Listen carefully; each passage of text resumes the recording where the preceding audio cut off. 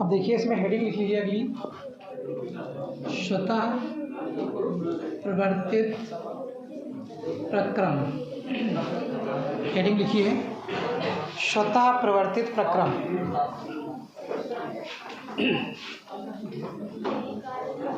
स्वतः प्रवर्तित प्रक्रम कौन सी हेडिंग पढ़ी? गिब्स वाली पढ़ी? गिब्स का नहीं, चलिए वो लिख लीजिए। तो फिर जो पढ़ी हो वो लिख लीजिए, इसको बाद में लिख लेंगे एक हेडिंग के बाद। तो लिखिए, वही तो हेडिंग डलाई नहीं होगी, हमने गिब्स बताया था खाली। पढ़ी है? चलिए कोई नहीं, गिब्स का नियम हम बता रहे थे, कोई बात नहीं, अरे कोई दिक्कत नहीं भाई। गिब्स का नियम बता रहे थे, डेल्टा जी बराबर delta H minus T delta S. ठीक है, देखिए दोनों हेडिंगें लिखानी है अभी, हेडिंग में कुछ है नहीं। अगर आपकी गिब्स पढ़ी है तो 2-3 लाइन छोड़ दीजिए, दूसरी डाल दीजिए, क्योंकि परिभाषा उसमें है नहीं कुछ, खाली एक समीकरण लिखाना है। ठीक है, अगर आपने गिब्स हेडिंग पढ़ी हुई है तो 2-3 लाइन छोड़ दीजिए, खाली 3-4 लाइन से ज़्यादा नहीं होगी हेडिंग। अगली जो हेडिंग लिखा रहे हैं उसको लिख लीजिए पहले, फिर अभी तुरंत इसको लिखा देंगे। ठीक है, हेडिंग डाल लीजिए स्वतः प्रवर्तित प्रक्रम, 2-3 लाइनें छोड़ के हेडिंग डाल लीजिए स्वतः प्रवर्तित प्रक्रम। अभी लिखा देंगे गिब्स वाली भी, उसमें कोई वो नहीं। लिखिए, तो देखिए स्वतः प्रवर्तित, स्वतः का मतलब क्या होता है? सेल्फ, अपने आप। तो कुछ प्रक्रम जैसे हम कराएंगे तो कुछ प्रक्रम ऐसे हैं जिनको हमें कराने के लिए कार्य करना पड़ता है। इसके साथ साथ कुछ प्रक्रम आपको ऐसे मिलेंगे जो स्वतः होंगे, यानी जिनको कराने के लिए हमें कार्य की आवश्यकता, यानी बाह्य कार्य, शांत हो जाओ भैया, बाह्य कार्य की आवश्यकता नहीं पड़ती है। यानी ऐसे काम जिनको हमें कभी भी बाह्य कार्य की आवश्यकता नहीं पड़ती। जैसे अगर मान लीजिए पेड़ से फल टूटे तो कहाँ जाएगा? नीचे ही आएगा। क्या किसी बाह्य कार्य को करने की आवश्यकता है? कोई कार्य की करने की आवश्यकता नहीं है। अगर कहीं से मान लीजिए पानी ऊपर से गिरे, कहाँ जाएगा? नीचे की तरफ ही तो बहेगा। किसी भी तरह का कोई कार्य करने की आवश्यकता है? नहीं है। यानी आप कह सकते हैं कुछ ऐसे प्रक्रम होते हैं जो कन्फर्म है कि होंगे ही होंगे और अपनी मर्जी से होंगे, उस पर हमारा कोई जोर नहीं है। ठीक है, तो ऐसे प्रक्रम क्या कहलाते हैं? स्वतः प्रवर्तित प्रक्रम कहलाते हैं। तो लिख लीजिए, ऐसे प्रक्रम जिनको करने के लिए, ऐसे प्रक्रम जिनको करने के लिए किसी भी प्रकार के, ऐसे प्रक्रम जिनको करने के लिए किसी भी प्रकार के बाह्य कार्य की आवश्यकता नहीं होती है, किसी भी प्रकार के बाह्य कार्य की आवश्यकता नहीं होती है,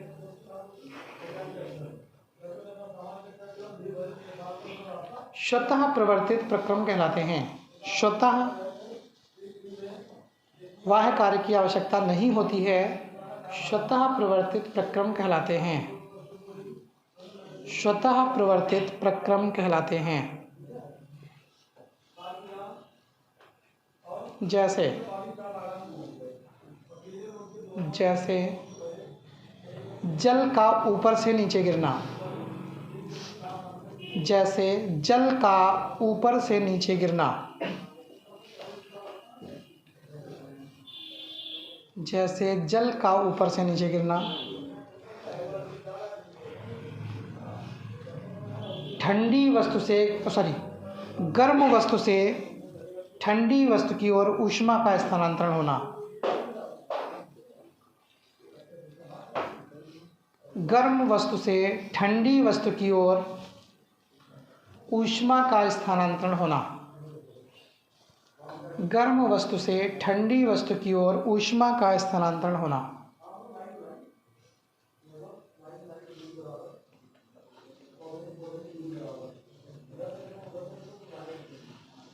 नदियों का पहाड़ से समुद्र की ओर जाना, नदियों का पहाड़ से समुद्र की ओर जाना, नदियों का पहाड़ से समुद्र की ओर जाना। अगला है अस्वतः प्रवर्तित प्रक्रम। अस्वतः प्रवर्तित प्रक्रम, तो लिखिए ऐसे प्रक्रम जिनको करने के लिए, ऐसे प्रक्रम जिनको करने के लिए बाह्य कार्य की, ऐसे प्रक्रम जिनको करने के लिए बाह्य कार्य की आवश्यकता पड़ती है,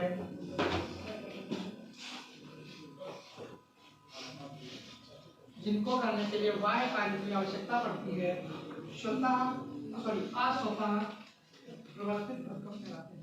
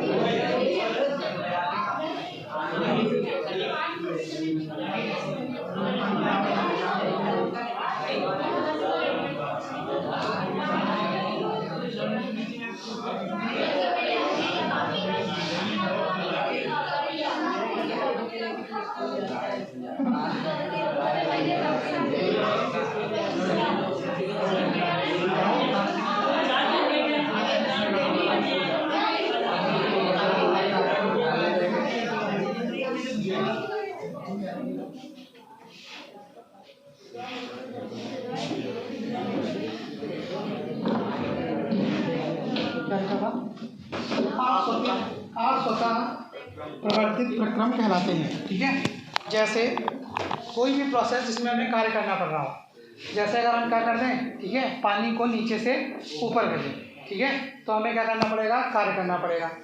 कहीं भी अगर हम क्या कर दें, कोई ऐसी वस्तु जो कि कैसी हो, ठंडी हो, और ठंडी वस्तु से हमको क्या करना पड़े, गर्म वस्तु की ओर ऊष्मा का स्थानांतरण करना पड़े। तो लिख लीजिए, जैसे गर्म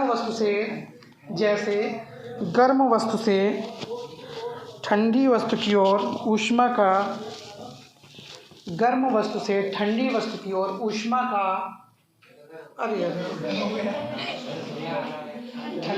ठंडी वस्तु से, बता कुछ और है, निकल कुछ और है, ठंडी वस्तु से गर्म वस्तु की ओर ऊष्मा का स्थानांतरण, ठंडी वस्तु से गर्म वस्तु की ओर ऊष्मा का स्थानांतरण।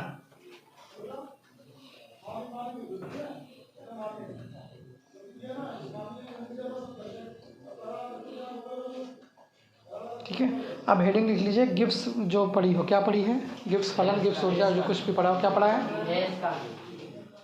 हेस का नियम। अभी कोई गिब्स बोल रहा था, अभी हेस बोले, ये तो सब हमने पढ़ाया था। हेस का नियम, हेस का नियम हेडिंग तो डलाई नहीं होगी हमने कहते। हाँ, हेडिंग एक्सप्लेन किया होगा, क्योंकि हेस का नियम जो है वो सबसे लास्ट है। ध्यान से सुन लीजिए, अरे कोई बात नहीं, सुन लीजिए।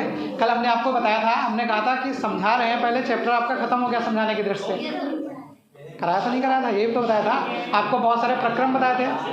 ठीक है, शांत हो लीजिए, कोई बात नहीं है, इसमें कोई बहुत बड़ा इशू नहीं है। कल आपको हमने कई सारे प्रक्रम बताए थे, कुछ ऊष्माएँ बताई थी, संभवन ऊष्मा, ठीक है, उदासीनीकरण ऊष्मा, ये सब बताया था। उसके बाद आपको अंत में हमने ये बताया था कि हेस का नियम क्या कहता है कि किसी भी, अगर एक जगह से, शांत हो लो भैया, कहीं पर अगर हम क्या कर रहे हैं, एक जगह से दूसरी जगह जा रहे हैं, ठीक है, ए से, एग्जाम्पल आपको शायद बताया था, ए से ई तक हम पहुंच रहे हैं, ए से ई तक हम सिंगल स्टेप में पहुंच जाएं, या ए से बी जाएं, बी से सी जाएं, सी से डी जाएं और डी से ई जाएं, कई सारे स्टेप में अगर हम जाएं, तो कुल ऊर्जाओं के मान क्या होते हैं, सदैव बराबर रहते हैं, चाहे आप सिंगल स्टेप में जाओ चाहे आप एक से ज़्यादा स्टेप में जाओ। ये आपका हैश का नियम था। तो हैश का नियम हेडिंग लिखने के लिए तो नहीं डलाई होगी भी, ठीक है। अगर डाल दिया आपने तो उसको काट लीजिए, क्योंकि वो अभी उसके बीच में कई सारी हेडिंगें आएंगी।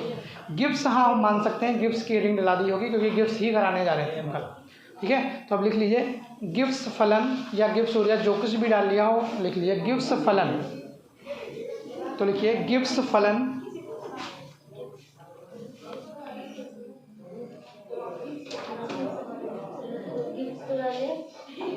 तो लिखिए गिब्स फलन या गिब्स ऊर्जा, कुछ भी डाल लो, गिब्स,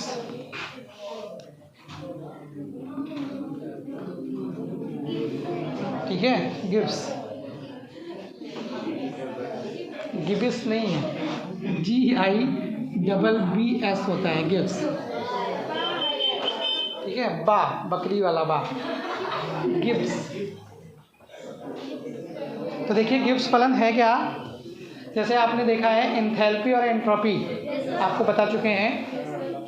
एंथैल्पी क्या होती है, डेल्टा एच से रिप्रेजेंट करते हैं। अगर एंथैल्पी कहें तो आप संपूर्ण ऊष्मा या पूर्ण ऊष्मा भी कह सकते हैं, इसको बताया है आपको। और अगर साधारण भाषा में कहें तो आप ये कह सकते हैं आंतरिक ऊर्जा का मान ही क्या होता है, एच होता है। अगर उसको हम क्या कर दें, स्थिर दाब पर ले लें। सारी चीज़ आपको बता चुके हैं कि अगर हम दाब स्थिर ले लेंगे तो दाब स्थिर दाब पर जो आंतरिक ऊर्जाएँ होती हैं वो क्या हो जाती है, एंथैल्पी के बराबर हो जाती हैं, ठीक है। या पूर्ण ऊष्मा जो होती है टोटल, उसको हम क्या कहते हैं, ठीक है, एंथैल्पी कह देते हैं। और एंट्रोपी तो आपको कल ही बताई थी, ठीक है। एंट्रोपी में क्या है, अव्यवस्था की माप है। फार्मूले के हिसाब से कहेंगे तो डेल्टा एस बराबर क्या होता है, Q/ΔT या डेल्टा Q/ΔT, यानी ऊष्मा तथा ताप के अनुपात को हम क्या कहते हैं, एंट्रोपी, डेल्टा एस कहते हैं। शब्दों में कहेंगे तो किसी भी निकाय की अव्यवस्था की माप क्या कहलाती है, एंट्रोपी कहलाती है। तो गिब्स एक साइंटिस्ट थे। गिब्स ने क्या बताया, ये बताया कि भैया एंथैल्पी और एंट्रोपी में क्या संबंध होता है, ठीक है। एंथैल्पी और एंट्रोपी में क्या संबंध होता है, गिब्स ने सिर्फ एंथैल्पी और एंट्रोपी के बीच के संबंध को बताया है। उसी को हम गिब्स ऊर्जा या वो जो फंक्शन दिया है उसको हम क्या कहते हैं, गिब्स फलन या गिब्स फंक्शन कहते हैं। डेल्टा G बराबर delta H minus T delta S, ठीक है। ये शायद आपके पेपर में भी आया था, बहुविकल्पी आया था ना, बहुविकल्पी एक पूछा गया था, ठीक है। कुछ डेल्टा E बराबर डेल्टा H करके कार्य वाला पूछा, वो यहीं से रिलेटेड था, ठीक है। वो एक पूछा गया था आपके पेपर में इस तरह का, ठीक है। हाँ तो लिख लीजिए ज़रा, लिखिए विलार्ड गिब्स ने, इनका पूरा नाम विलार्ड था, नाम भी खतरनाक है, विलार्ड गिब्स ने, ये नाम तो बड़े खतरनाक हैं। अगर देखो गिब्स है, कहीं हाफमैन आएंगे, ठीक है, हाफमैन आधा आदमी, कहीं गटरमैन आएंगे, केमिस्ट्री में गटरमैन नाम है उनका, गटरमैन, गटरमैन का नाली होती है, ठीक है, नाली में रहने वाला आदमी। तो ये उनके नाम हैं सिंपल से, ठीक है। बहुत अजीब अजीब से हैं, क्योंकि साइंटिस्टों के जो नाम हैं सब कहाँ के हैं, बाहर के ही हैं। आपको बताया भी है, बाहर के हैं तो सुनते हैं तो बहुत अजीब नहीं लगते हैं। अभी अपने यहाँ के नाम होते तो हालांकि नाम अच्छे हैं लेकिन नाम लगते बड़े अजीब, कल्लू का नियम, ठीक है, कहीं कुछ पूछ गया था राम दयाल का नियम, कहीं पता नहीं और कौन से, तो वो भी तो बड़े अजीब लगते, नहीं लगते भाई। यहाँ दिए होते तो पहले के लोगों ने दिए होते ना, पहले इसी तरह के नाम होते। किसी का नाम होता संबारी, ठीक है, मंगलवार को पैदा हुआ होता तो मंगरे, ठीक है। अब मंगरे का नियम तो बड़ा अजीब से लगते ना भाई, जैसे जहाँ होंगे नाम उसी तरह के तो यूज़ किए जाएंगे। तो वहाँ पर क्या है, जो ज़्यादातर कहा जाए कि सारे के सारे साइंटिस्ट सब बाहर के हैं, यूज किए हैं, हमारे यहाँ भी कमी नहीं है, समझ रहे हैं। लेकिन बस समस्या ये है कि उन लोगों ने पेटेंट नहीं कराया। जो नियम थे दे तो दिया। हमारे यहाँ देखिए जो व्यक्ति होता है वो थोड़ा सरल स्वभाव का होता है, शायद पता होगा, आप लोग भी हैं, हम लोग भी हैं, बहुत ज़्यादा कॉम्प्लिकेटेड नहीं होते, ठीक है। एक थोड़ा सरल स्वभाव के होते हैं। कुछ लोग होते हैं कॉम्प्लिकेटेड, वो अलग बात है। अब अगर हमें कहें आप तो हो सकता है अपनी तारीफ़ कर रहे हैं, ठीक है, कि एक सरल स्वभाव के व्यक्ति हैं। सरल स्वभाव से मतलब है कि समझना बहुत कठिन काम नहीं है हमें। अगर आप हमको समझना चाहें तो कोई बहुत कॉम्प्लिकेशंस नहीं है, जैसे आपको दिखते हैं थोड़ा बहुत डिफ़र भले हों ओरिजिनल में, लेकिन वैसे ही होंगे। कुछ लोग क्या होते हैं, दिखते कुछ और हैं, होते कुछ और हैं। सामने कह के जाएंगे कि ये काम अभी हम करेंगे, बाहर निकले कौन सा काम। यानी कहने का मतलब है उनको समझ पाना बड़ा कॉम्प्लिकेटेड होता है। कह कुछ रहे हैं, कर कुछ रहे हैं, लेकिन हम लोगों के ज़्यादातर जो नॉर्मल चीज़ होती है वो क्या है, बहुत ज़्यादा कॉम्प्लिकेशंस नहीं है। अब अगर कॉम्प्लिकेशंस नहीं है, ठीक है, तो इसका मतलब है बहुत ज़्यादा चालाकी और ये सारी चीज़ें भी नहीं जनरेट हुई। अब क्या है, सीधे साधे प्रवृत्ति के भारतीय इसी में फेमस हैं। सीधी सादी प्रवृत्ति के होते हैं, बेवकूफ़ कोई भी बड़ी आसानी से बना सकता है। और यही हुआ है, इसी वजह से आज कहीं भी साइंस में या किसी क्षेत्र में हमारे नाम नहीं है। क्यों? क्योंकि हमने तो खोज कर दी, खोज करके आराम से बैठे हुए हैं, सीधे साधे हैं, कोई मतलब ही नहीं। ये बहुत ज़्यादा। दूसरे ने क्या करी, उसी खोज को चुरा लिया या कहीं से ले लिया, उसने क्या कर दिया, अपने नाम से उसका पेटेंट करा दिया। पेटेंट एक ऐसी चीज़ है जो हमारी बताती है कि हमारा इस पर अधिकार है। जैसे आपने देखा होगा कॉपीराइट, सुना है, हर चीज़ पे लिखा होता है, ठीक है, this is subjected to copyright, ठीक है, रूल्स। यानी जब भी आप देखेंगे कोई भी चीज़, मूवी दिखाएंगे तो उस पर लिखा होता है कॉपीराइट रूल। ये मतलब आप कॉपीराइट नहीं कर सकते इसको, अगर करेंगे तो आप पायरेटेड की कैटेगरी में जाएंगे, जो कि एक क्राइम है। जैसे किसी ने मूवी बनाई तो ये कहा जाता है कि इसकी पायरेटेड वर्जन नहीं आना चाहिए। ये तो होता है, पायरेटेड वर्जन का मतलब है जब तक परमिशन ना दी जाए। क्योंकि अगर पायरेटेड वर्जन आते हैं तो उनसे समस्या क्या होती है, पता चला बहुत अच्छी मूवी है, ठीक है, अब देखना सब चाह रहे हैं, अब कोई जाना चाह रहा है, ठीक है, पिक्चर हॉल, कोई नहीं जाना चाह रहा है। तो अगर पायरेटेड वर्जन आ गया तो क्या होता है, सीडी में मिल गई वो, अब सीडी में मिल गई या डाउनलोड हो गई कहीं, अब उसको देखे जा रहे हैं। तो ये क्या है, पायरेटेड, यानी किसी ना किसी ने तो डाली है नेट पे या सीडी में, तो ये क्या है, इसका पायरेटेड सिस्टम होता है, जो कि पूरी तरह से बैन होता है। लेकिन लोग करते हैं पायरेसी एक, ठीक है, जुर्म है, कानूनन अपराध है, कि उसमें अगर आप ठीक है, इस तरह की पायरेसी कोई चीज़ पाते हैं, अगर कोई मतलब ब्लेम कर देता है आप पर कि आप पायरेटेड चीज़ जनरेट कर रहे हैं, तो आपको जेल भी हो सकती है। तो होता क्या है, ठीक है, जो पायरेटेड चीज़ है उसमें थोड़ा सा डर रहता है। तो इस चीज़ के लिए हम क्या करते हैं, हर चीज़ पे अपना कॉपीराइट होता है। कॉपीराइट इसलिए होता है कि हमने इस चीज़ को जनरेट किया है, तो हमने अपना अधिकार उस पर बना दिया कि भैया ये हमारा अधिकार है, अगर आप यूज़ करोगे तो नाम आपको हमारा लेना पड़ेगा कि इनका हमने यूज़ किया है। ये नहीं कहना है कि हमारा है ये, मतलब जैसे हम आपको कुछ पढ़ाएं, कल को आप वही सेम चीज़ पढ़ाने लगो जाके, तो कम से कम एक बार जिक्र तो कर दो हमारा, ठीक है, कि भाई हम इनसे पढ़े हैं तब पढ़ा रहे हैं, या इनके नोट से पढ़ा रहे हैं या कुछ। अगर आप कोई भी जिक्र नहीं करते हैं तो इसका मतलब है हम कॉपीराइट का दावा पर कर सकते हैं कि भैया ये कॉपीराइट है, इसके पहले हमने ये चीज़ आपको दी है और उसी चीज़ को कॉपी करके आप क्या कर रहे हैं, ये चीज़ कर रहे हैं। अब जैसे शब्द होते हैं, जैसे कोई परिभाषा है, परिभाषा तो यार सिंपल सी परिभाषा वही होगी, उसमें हम क्या कॉपीराइट करेंगे, परिभाषा तो जनरल फार्मूला लिखी हुई है, हम भी वही बोलेंगे, आप भी वही बोलोगे, इस पर हमारा अधिकार नहीं है, हम उसको नहीं बोल सकते कि भैया कॉपीराइट है। कोई स्पेशल चीज़ है हमने बता के रखी है, आपने उसका यूज़ कर लिया, हम कह सकते हैं। जैसे गाने होते हैं, अब गाना क्या है, गाना एक किसी ने दिया, मान लीजिए टी सीरीज़ ने दिया, अब भाई टी सीरीज़ का गाना है, कमाई करना कौन चाहेगा, टी सीरीज़ चाहेगा, पता चला बहुत अच्छा गाना है, हिट जाने वाला, और वैसे भी टी सीरीज़ के हिट ही जाते हैं सारे गाने लगभग, पता चला एक गाना महीने भर में 2 करोड़ 10 करोड़ लोगों ने देखा। अब अगर क्या कर दें, वो अपना ये खुलेआम कर दें तो लोग करेंगे क्या, अभी भी करते हैं, हालांकि गाना उनके डाउनलोड करेंगे, रखेंगे, अपने चैनल पे अपलोड कर देंगे। अब अगर अपने चैनल पे अपलोड कर दिया, अब कोई लेटेस्ट आया है बड़ा अच्छा है, तो किसी को क्या पता, गाना सुनने से मतलब है, वो ये थोड़ी देखेगा कि टी सीरीज़ है कि टी सीरीज़ का है कि नहीं है, क्योंकि हमने उसी को कॉपी कर दिया। अब लोग क्या करेंगे, पता चला टी सीरीज़ की बजाय हमारे चैनल को देखे जा रहे हैं। अब उसका रेवेन्यू या जो फ़ायदा है, जो कुछ है, वो किसको मिलेगा, हमें मिलेगा, टी सीरीज़ को तो जाएगा नहीं। तो टी सीरीज़ ने अपना अरेंजमेंट कर देना है, मुझे क्या कर देना है, कॉपीराइट दे देना है। कि कॉपीराइट का मतलब ये होता है चैनल आपका बंद नहीं होगा। कॉपीराइट का सिस्टम ये होता है कि भैया उसका जो मेन रेवेन्यू है वो किसको जाएगा, टी सीरीज़ को जाएगा। मेहनत तुम करते रहो, ठीक है, तुम डालते रहो, चलता रहेगा चैनल, सब कुछ है, लेकिन उसका मेन परसेंटेज कमाई का किसको जाएगा, उस मेन कंपनी को जाएगा। ये सिस्टम होता है। इसीलिए लोग क्या करते हैं, अपने अपने कॉपीराइट्स या अपने अपने पेटेंट ये सब ले लेते हैं। जब पेटेंट लेता है व्यक्ति तभी क्या होता है, महंगा हो जाता है सिस्टम। जैसे हमने कोई चीज़ अपने हिस्से में ख़रीद लिया, अब अगर आपको ज़रूरत है तो हम क्या करेंगे, अपनी मर्ज़ी से बेचेंगे हम, ठीक है। इसीलिए आपने देखा होगा वैक्सीन्स हैं, ये सारी चीज़ें तुरंत महंगी हो जाती हैं। क्यों? क्योंकि जो भी बनाता है तुरंत उसका पेटेंट लेता है कि ये हमारा इस पर अधिकार हो गया, हमारा अधिकार हो गया, अब हम अपनी मर्ज़ी के मालिक हैं, महंगी बेचें सस्ती बेचें हमारी मर्ज़ी है।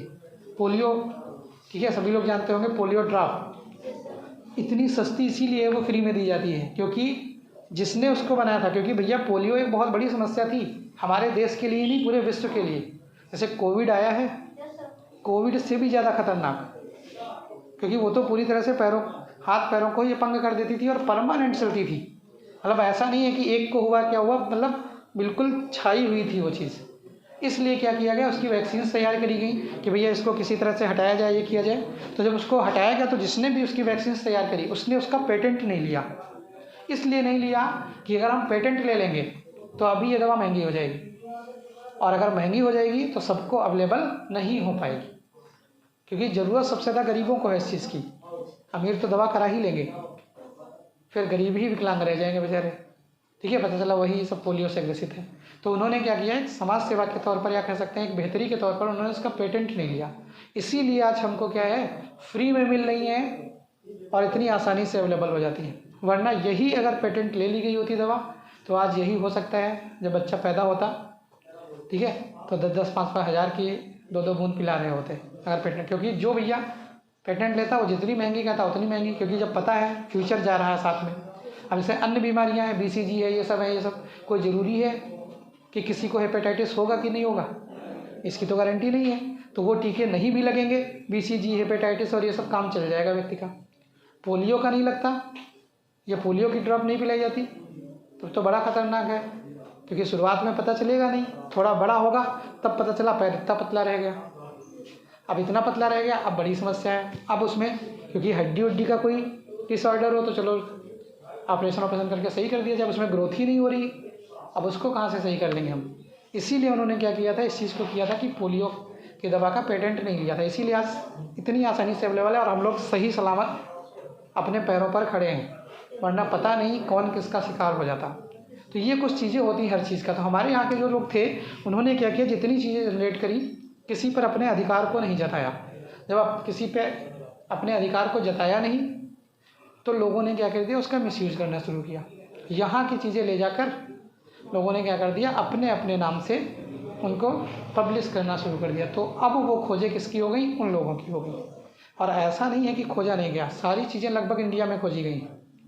आप कहें इंडिया कहाँ नहीं है यार, कभी समय था वो अलग है, आजकल का तो हिस्सा जानते हैं, जिसने हम पर राज किया आज हम उन पर राज कर रहे हैं। ठीक है, मेन अगर देखा जाए ब्रिटेन, ठीक है, तो वहाँ का जो मेन है प्रधानमंत्री वो क्या है, ऋषि सुनक, ठीक है, भारतीय ही है। तो अब क्या है, समय सबका बदलता है, कभी वो हमारे ऊपर हावी थे, आज इंडियंस उनके ऊपर हावी है। ठीक है, कहीं भी देख लो आप, मैच वैच का किस्सा ले लो, कहीं देख लो, अब कल हार गए वो अलग बात है, ठीक है, लेकिन अगर कहीं देखा जाए तो मुख्यतः, ठीक है, कल फिर वही हावी हो गए, वो एक अलग चीज़ हो गई। लेकिन अगर बात करी जाए तो आप ये कह सकते हैं कि सिस्टम्स जो हैं वो सारे एक ही जैसे हैं, चाहे इधर से रिलेट कर लो चाहे उधर से रिलेट कर लो। तो इन लोगों ने क्या किए हैं, अरे शांत पढ़ो भाई, सुन लो थोड़ा सा फिर जाइएगा। तो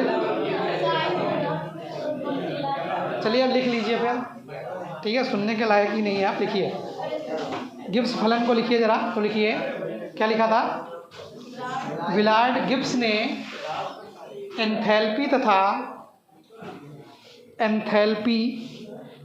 एंट्रोपी के मध्य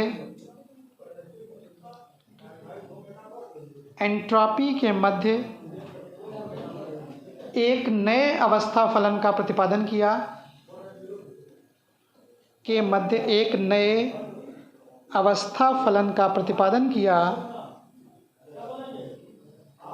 जिसे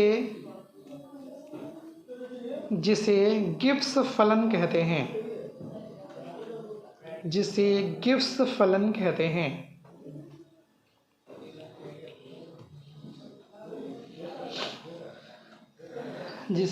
फलन कहते हैं, लिख लीजिए गिब्स फलन G बराबर H माइनस TS, G बराबर H माइनस TS, G बराबर H माइनस TS। अब अगर इनको अवस्था के रूप में ले लें पहली अवस्था और दूसरी अवस्था, या प्रारंभिक अवस्था और अंतिम अवस्था, तो जी क्या हो जाएगा, डेल्टा बन जाएगा, G2 माइनस G1 होगा। अरे दो अवस्थाएं लेंगे, पहली अवस्था में G1 बराबर H1 minus TS1, temperature fix रहता है। दूसरी अवस्था में G2 बराबर H2 माइनस TS2, दोनों में से घटा दीजिए, समीकरण 1 समीकरण 2, ये हालांकि करना नहीं आपको, समीकरण 2 माइनस 1 कर दें अगर, तो क्या आ जाएगा, G2 माइनस G1 बराबर H2 minus H1 minus T common लेंगे, H2 माइनस S1, ये क्या हो गया डेल्टा G, ये क्या हो गया डेल्टा H, और माइनस का T डेल्टा S। तो जो मेन फंक्शन है वो इस तरह का होता है, इसको भी लिख लीजिए, उसी जहाँ लिखा है उसी के आगे लिख लीजिए, डेल्टा G बराबर delta H minus T delta S। जो मेन फंक्शन है वो इस फॉर्म में लिखा जाता है, डेल्टा के फॉर्म में, डेल्टा G बराबर delta H minus T delta S।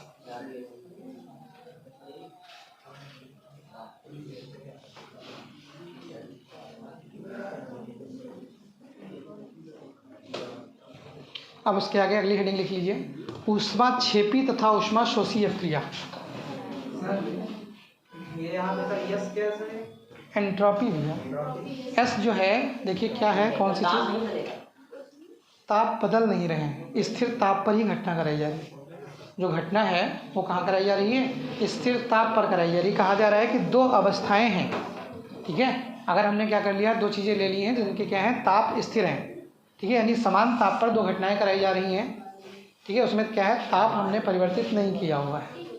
जो ताप की बात कर रहे हैं वो ताप स्थिर रखा गया है, स्थिर ताप पर ये घटना कराई जा रही है। इसलिए क्या है, जो जैसे अपक्रिया कराते हैं हम, ये देखिए ये रिप्रेजेंट कर रहा है अपक्रिया होने ना होने को। कल भी बताया था आपको कि डेल्टा जी बता रहा है अपक्रिया हो रही है कि नहीं हो रही। अगर डेल्टा जी का मान 0 है तो इसका मतलब है साइमल्टेनियस अपक्रिया हो रही, मतलब अग्र अपक्रिया और पश्च अपक्रिया। डेल्टा जी का मान नेगेटिव है तो इसका मतलब है आगे की तरफ जा रही, मतलब अपक्रिया हो रही है। अगर डेल्टा जी का मान पॉजिटिव है तो इसका मतलब है पश्च अपक्रिया है या अपक्रिया नहीं हो रही है। अपक्रिया होने को बता रहा है। तो अपक्रिया के बीच में कभी भी टेम्परेचर हम नहीं बदलते हैं, मतलब इसलिए कहा जाता है कि टेम्परेचर इंडिपेंडेंट राशि है, ठीक है। कि टेम्परेचर को हम क्या कर रहे हैं, स्थिर रख रहे हैं, तब हम देख रहे हैं कि गिब्स एनर्जी में क्या परिवर्तन हो रहा है किस हिसाब से। तो यहाँ से डेल्टा जी बराबर क्या रहा है, delta H minus T delta S निकल कर आ रहा है, जिसको हम क्या कह रहे हैं, गिब्स फलन कह रहे हैं। अब बात करते हैं ऊष्मा छेपी और ऊष्मा शोषी अपक्रियाओं की। तो देखिए ऊष्मा छेपी और ऊष्मा शोषी दो तरह की अपक्रियाएं हैं, नाम से ही पता चल रहा है। ऊष्मावशोषी ऊष्मा को शोषित करने वाली, ऊष्मा छेपी मतलब ऊष्मा को निकालने वाली। इंग्लिश में कहें तो ऊष्मा छेपी का मतलब है एक्सोथर्मिक, एक्सो एग्जिट मतलब निकालना, ठीक है। दूसरी वाली की बात करें उसको बोलते हैं एंडोथर्मिक, मतलब अंदर की तरफ आने वाली। तो आप कह सकते हैं ऐसी अपक्रियाएं जिनके परिणाम स्वरूप ऊर्जा प्राप्त होती है ऊष्मा छेपी कहलाती हैं, ठीक है। और ऐसी अपक्रियाएं हैं जिनको कराने के लिए हमें ऊर्जा देनी पड़ती है ऊष्मा शोषी कहलाती है। जैसे चीनी को पानी में घोलें तो कुछ ना कुछ ऊर्जा देनी पड़ती है। अब ऊर्जा देने के अलग अलग तरीके हैं, या तो कुछ लोग ठीक है चम्मच चम्मच डाल के हिलाते हैं, क्या कर रहे हैं, ऊष्मा ही तो दे रहे हैं। कुछ लोग ये प्रोसेस करते हैं, क्या है, ऊष्मा ही तो दे रहे हैं। या वर्क कर रहे हैं तो वर्क क्या होगा, ऊर्जा या ऊष्मा में तो कन्वर्ट होगा। या आप उसको गर्म कर दीजिए, 2-3-4 प्रोसेस है, ठीक है, गर्म कर देंगे। तो इसका मतलब क्या है, हमें कहीं ना कहीं अप्रत्यक्ष रूप से इस प्रोसेस में या तो कार्य करना पड़ रहा है या तो ऊर्जा या ऊष्मा देनी पड़ रही है। वहीं आप क्या करिए, चूना ले लीजिए, चूने को पानी में घोल दीजिए, क्या होगा, एनर्जी रिलीज होगी, यानी एनर्जी क्या होगी, बाहर की तरफ है। इसका मतलब है वहाँ पर एनर्जी हमको देनी नहीं पड़ रही है बल्कि हमको ऊर्जा मिल रही है। ऐसी अपक्रियाएं क्या होती हैं, ऊष्मा छेपी होती हैं, यानी एक्सोथर्मिक होती हैं, मतलब हमको क्या कर रही है, ऊर्जा वो दे रही हैं। कुछ ज़्यादातर अपक्रियाएं ऐसी हैं जो ऊष्मा लेती हैं, कुछ अपक्रियाएं ऐसी हैं जो ऊष्मा देती हैं। इन्हीं को हम क्या कहते हैं, ऊष्मा छेपी और ऊष्मा शोषी अपक्रिया कहते हैं। लिख लीजिए जरा, हेडिंग डाल लीजिए, ऊष्मा छेपी तथा ऊष्मा शोषी अपक्रिया। तो लिख लीजिए ऐसी अपक्रियाएं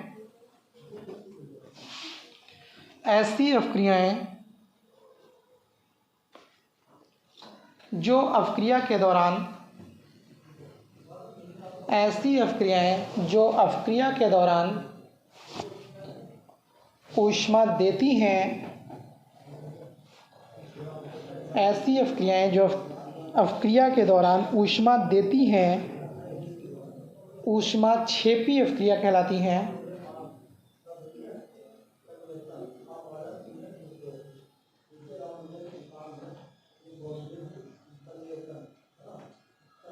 ऊष्मा क्षेपी अपक्रियाएं कहलाती हैं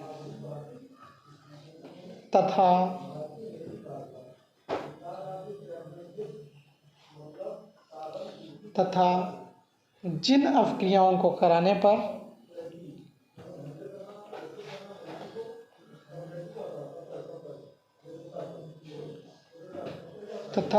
जिन अपक्रियाओं क्या लिखा है तथा जिन अपक्रियाओं को कराने के लिए लिखिएगा, कराने पर नहीं, कराने के लिए, जिन अपक्रियाओं को कराने के लिए ऊर्जा हमें देनी पड़ती है, कराने के लिए ऊर्जा हमें देनी पड़ती है, ऊष्मावशोषी अपक्रिया कहलाती हैं। ऊष्मावशोषी अपक्रिया कहलाती हैं।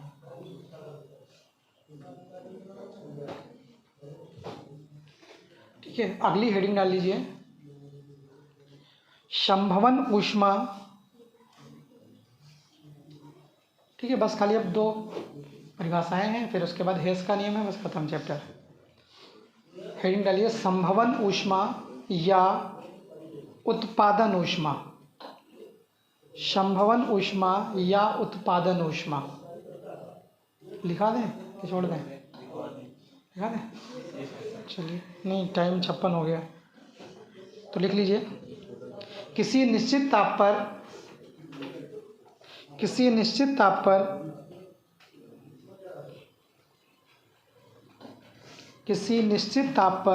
किसी यौगिक के 1 मोल को उसके 1 मोल को उसके अवयवी तत्वों से, उसके अवयवी या मूल भी लिख सकते हैं, मूल तत्वों, उसके अवयवी तत्वों से प्राप्त करने पर अवशोषित या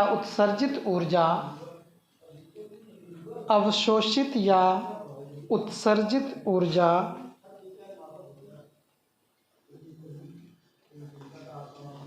संभवन ऊष्मा या उत्पादन ऊष्मा कहलाती है। अवशोषित या उत्सर्जित मतलब मिल भी सकती है, देनी भी पड़ सकती है, वो तो कोई इसमें अलग चीज़ नहीं है। ठीक है, अवशोषित या उत्सर्जित ऊष्मा संभवन ऊष्मा या उत्पादन ऊष्मा कहलाती है।